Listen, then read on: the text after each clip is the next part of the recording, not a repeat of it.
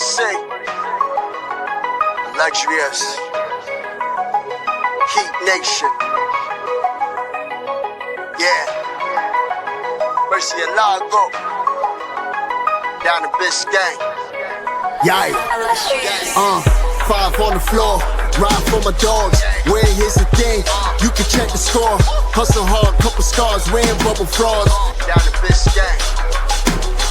Kept the flow playing, got it all banned. Y'all seen the block, stop with one hand. And Pat we trust, it's power, have the guts. We're here to bring the heat, y'all can hang it up. Welcome to 5 on the Floor, a daily insider show on the Miami Heat and the NBA, featuring Ethan Skolnick, Greg Sylvander, Alex Toledo, Brady Hawk, and others from the 5 Reasons Sports Network. Also make sure to subscribe to Off the Floor for the most heat anywhere.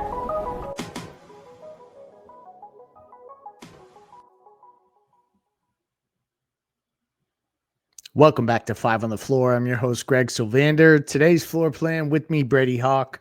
We are going to go over what is essentially Summer League Game 1. The start of Summer League was inclusive of the Miami Heat. They played the San Antonio Spurs in the California Classic. We are going to touch on that game in particular. Before we do, want to shout out Off the Floor. That's our Discord server. $2.99 a month, $3.99 on your Apple device. This is the most heat anywhere. We have 10 channels. All of them are popping with different content, whether it is talking transactions, the draft, Summer League. We have the main thing chat where it's basically a heat free for all. And then the host updates where we add information as well as analysis and stuff like that. Check it out. It's in the link right here in the description. Off the Floor, the most heat anywhere. So the Miami Heat kicked off the Summer League schedule playing the San Antonio Spurs. Brady, this game was ugly as heck early. I can even use some of the end game stats to help tell that story. 3-point shooting, San Antonio shot 18%. Miami shot 20%. Both teams were in the sub 30s. It was not pretty. There were ugly turnovers as well.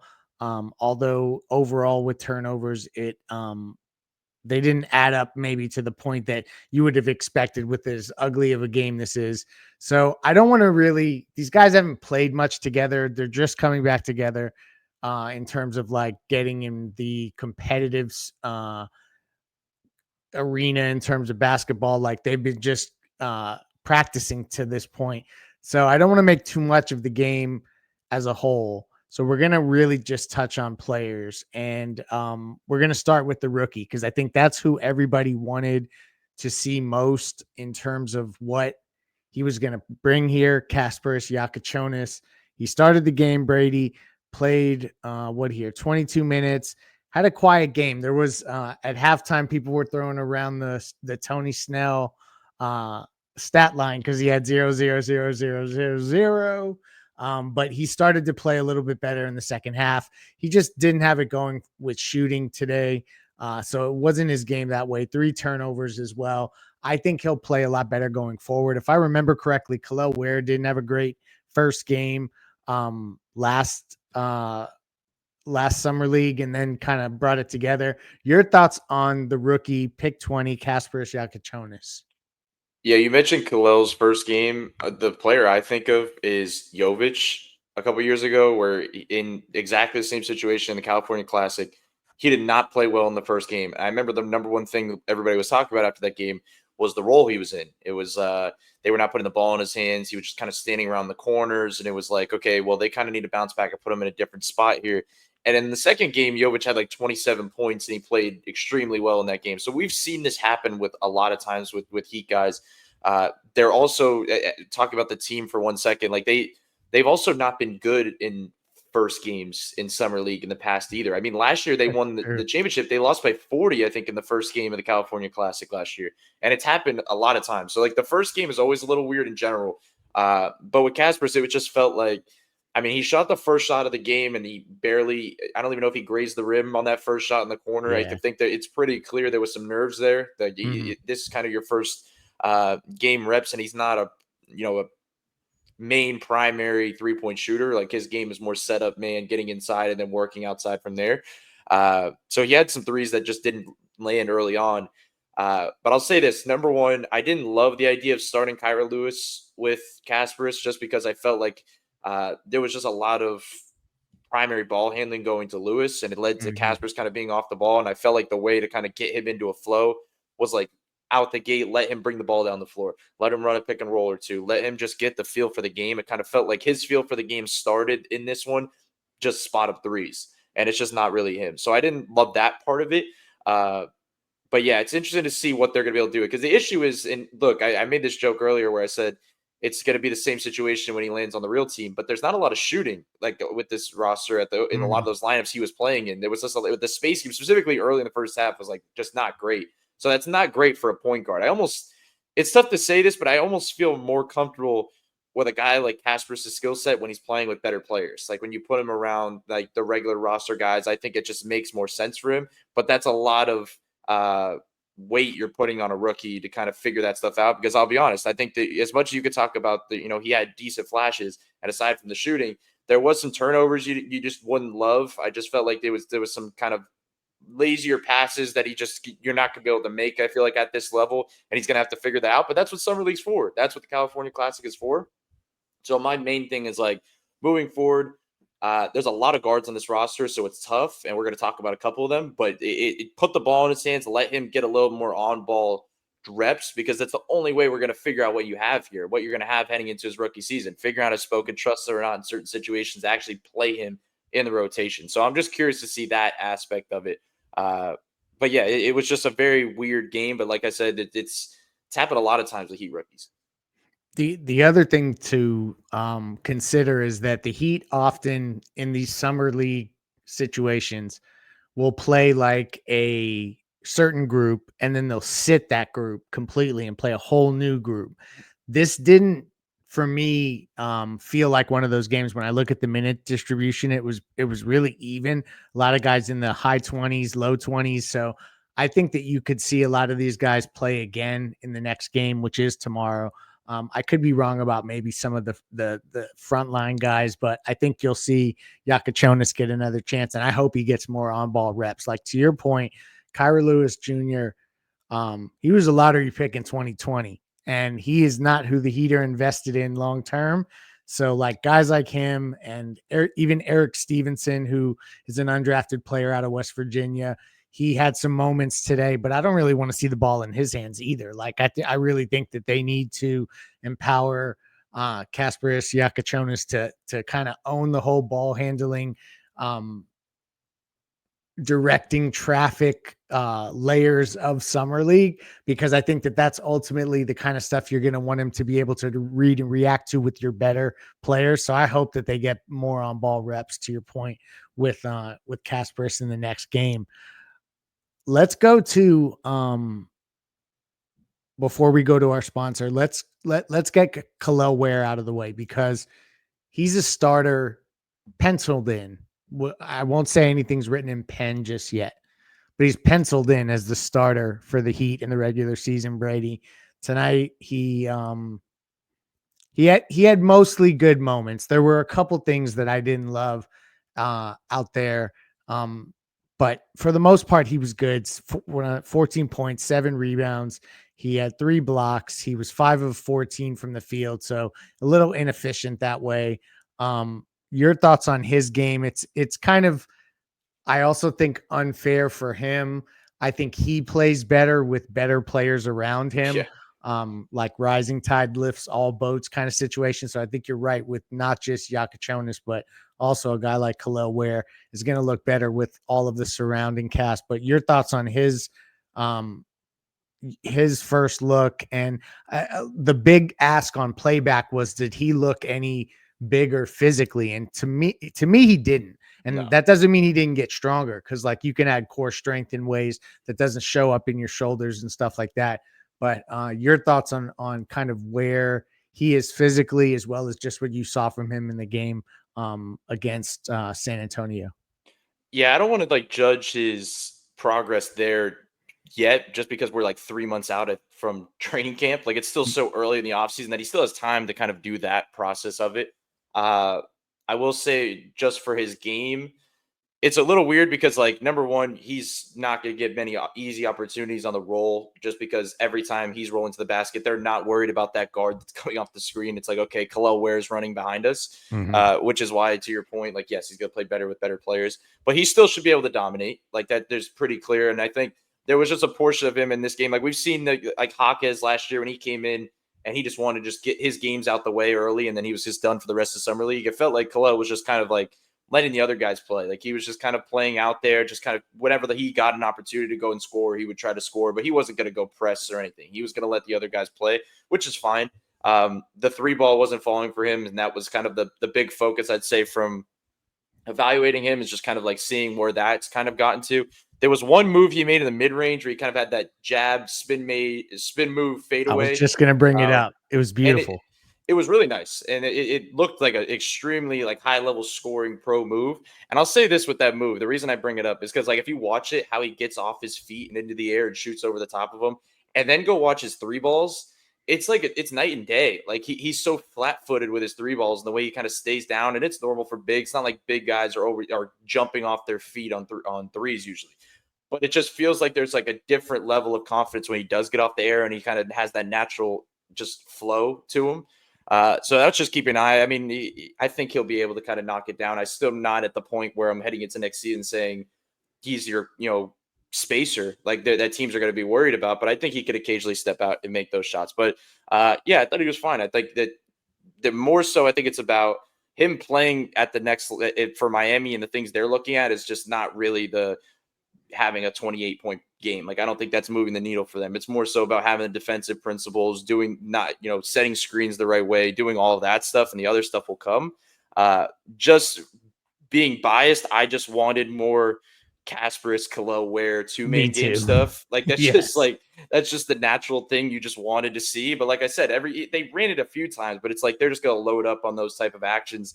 And Kasparas obviously wasn't showing a lot offensively in this game enough for the defense to respect them. So I think we're going to see that a lot as this kind of goes on. So, like I said, I keep comparing it to the past years, but even Hawkes, Kelle, I remember we were talking about last year. And as that went on, we got to see that a little more. So I think you'll be able to see this more. I don't know how much longer Kelle is actually going to play. I wonder how much you think he's going to actually play. Is he going to even play in Vegas? I wonder. But we'll see. It just feels like he's just getting some of the reps in. That is a question that we talked about on playback as well. Like, if the Heat kind of trot out the quote unquote vets of the summer league team, even though all these guys are young, Kelle Wear maybe would get limited exposure in Vegas. I think he'll get at least a game in Vegas. That's just my hunch. But we'll see. That it's a tough call. There's other guys like Kasparas Johnson. I think he'll play in every game. Like, I don't think he's one that's going to be wired to sit. I don't know that Larsson will sit either. Like, I and we're going to talk about him in a minute. And I also don't see Jakučionis sitting either. Like, it's really, where is the one guy that I think that they'll protect here? And to your point, he did get comfortable in that one spot. I'm glad that you mentioned the shot, because it was a nice look, and it's good to see him at least start to find spots on the court that he looks comfortable taking those shots, and he wasn't thinking at all, just went up for it. So hopefully we'll see more of him. Before we get to the rest of these guys, we're going to blitz through some of some of these guys actually played the best. Pelle Larsson is who we're going to get to first. I want to shout out Prize Picks. That is where you play daily fantasy simplified. You choose more or less on player statistics. You can do flex plays, power plays. You got to use the code 5, FIVE.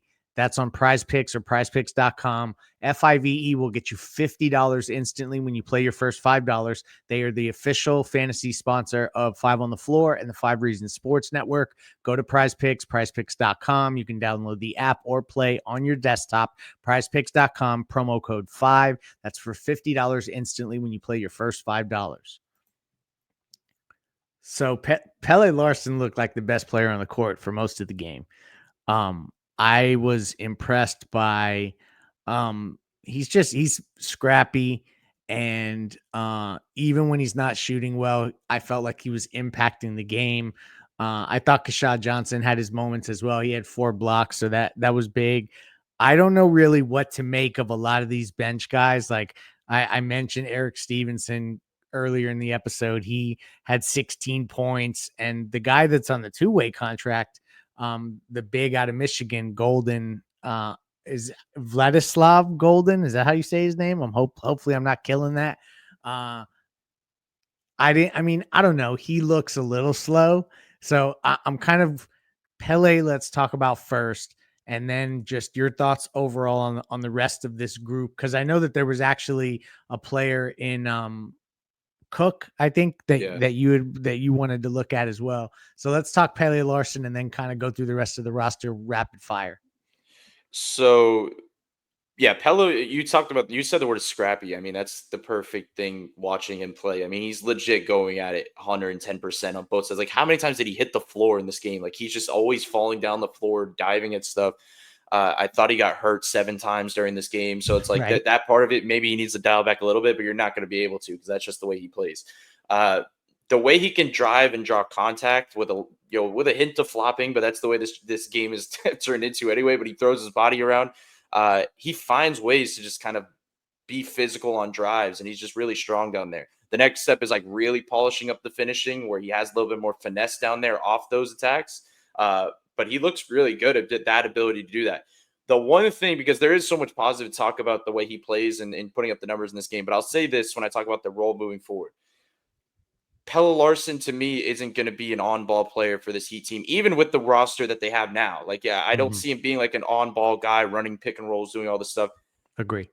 I'd rather them just figure out roles in summer league. I say this every year, but I'd rather them run Kasparas into the ground, running stuff on the ball and see what you have there, and let Pelle just get a bunch of spot up threes up. Like, yes, you could still play his game. You can still work off secondary attacks and be physical and do all that stuff. But I don't like the over dribbling, like kind of that, because that's not what he's going to be at the next level. That's not what he's going to be in the real games. I want to see him kind of get the threes up because that's ultimately what's going to change his playing time. If he's going to be a rotation player next year for real, is if he could shoot at a decent clip from 3, everything changes because of all this good stuff we already mentioned. Like, that's kind of the final piece. And I know he shot like that one deep 3 later in the game and it Yeah. airballed, but like that's not a shot he's going to take. Like, that's not Uh-huh. his game. I want to see a more in rhythm spot up threes. And it's hard because, like I said, the defense is not going to help off of Pelle Larsson, especially when he's playing well. But those are more of the shots I want to see him play. So I want to see him play more of the style that he's going to be playing, moving forward. So that was just kind of my one main takeaway from him. But I'll say this: number one, there was 2 guys that kind of jumped out to me on the roster with like the non-two ways, non-roster guys when I was looking at them like before summer league started. One was Javonte Cook, as you mentioned. Like, I just think he's a guy that averaged like 16 points a game in the last 2 years in the G League. He's just kind of bounced around, but he's just kind of a really smooth offensive player. He's a good scorer. We saw him in this game. He had some really nice drives. He had a nice step back 3. He has just a good jumper in general. But defensively, he was all over the place. Like, he's just a very decently complete player. Especially in this realm of players in the summer league, that he's just somebody to keep an eye on to me. Like, he's somebody that could pop. The issue is with players like himself, as we've seen, like, they could be very good in summer league, like Josh Christopher, but will it translate to a 2-way contract when you're trying to plug them into the roster? We'll see. That's kind of my one pushback that I'm thinking about when I think about how they'll deal with it with the rosters. But I just want to keep an eye on him. The second thing, we talked about this roster and this team needing a specialist, and this summer league roster does not have one. They don't have a shooting specialist. When I was looking at this roster, Eric Stevenson was the one player that jumped out to me. Was like, okay, well, he's kind of their spacer. He's the kind of guy that can kind of get hot from 3 because his jumper looks good. Like, he has a very smooth jumper. A very good game from him in this game. Like, he was scrappy as well. We'll Mhm. see what he looks like defensively over a longer period of time against kind of he gets switches on the wings and stuff, because it does feel like this is a smaller summer league roster to me. But offensively, he flew off that one out of bounds play call where he kind of rose up on a little screen and then hit the shot. Then he had the one step back 3 on the ball. Like, he has a lot of kind of decent ability. I mean, I think he was 4 for 4. I don't think he missed a 3 in this game. So he just was a very complete game for him. So those were kind of the 2 guys I'd like to keep an eye on. Vlad Golden, as you said, I thought he was like Orlando was somebody that was a little bit slower, but he actually dominated in summer league as well. But it's just we always see what that archetype ends up turning into, especially with Miami. So I wonder what that's going to turn into. I know it seemed like Golden had some eagerness to kind of let the 3 ball fly a little bit, but he wasn't actually getting the ball. He shot one of them. And my last thing is I wanted to see Steve Settle the third. That was kind of the one big player coming in that I think a lot of people were talking about because, I mean, he's 6'10". He shot an incredible level from 3, high percentage. I'm not sure if he was available in this game or why he didn't play. I'd have to look into that, I guess, moving forward. But I just want to see him play. I think that's kind of one of the more interesting players on this roster. And like I said, this is a team full of guards that he's kind of the one real outside shooting wing that you could bring into the mix there. So that's just kind of the last guy that I'd keep an eye on moving forward. Hopefully you get some reps. Yeah, they can play him instead of Bryson Warren. That would be just fine, just to see what Settle can do. I think you bring up an interesting point with Stevenson being a specialist, if that's possible.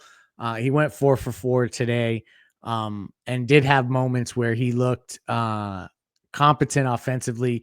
Defensive stuff, still, we need to I guess see how that plays out. And a big part of this entire experience with Summer League, I think that Heat fans should consider, is that there's a great number of players that we're talking through right now that if the Heat are really serious about leaning young, these are players that are going to play, and you're going to hope that they're contributing in some way, shape, or form. And obviously there's sliding scales for all these guys in terms of how much production they're actually going to give you, right?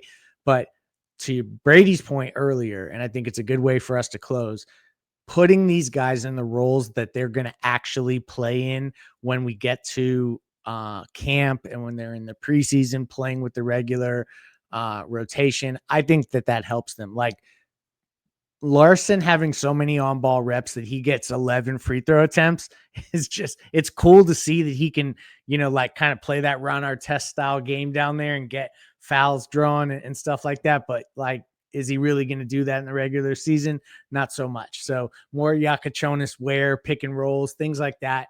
I think that's what we're hoping to see more of. And to your point, I think that there's a lot of guys that maybe didn't see run today, that because there's another game tomorrow, you'll maybe see more of those players. So hopefully we'll get the chance to see Steve Settle. He was someone that they worked out throughout the draft cycle. To your point, I don't really know much about the other guys who didn't play tonight, but that is one player that I think that they could give a shot to.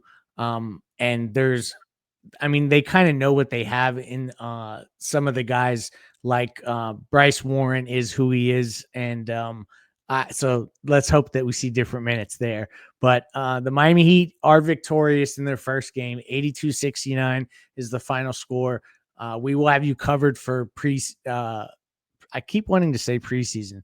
I'm hoping to get there that soon. Summer League Game 2 coming at you tomorrow. We'll have you on playback and also with a post-game podcast. Thank you for joining us. Peace.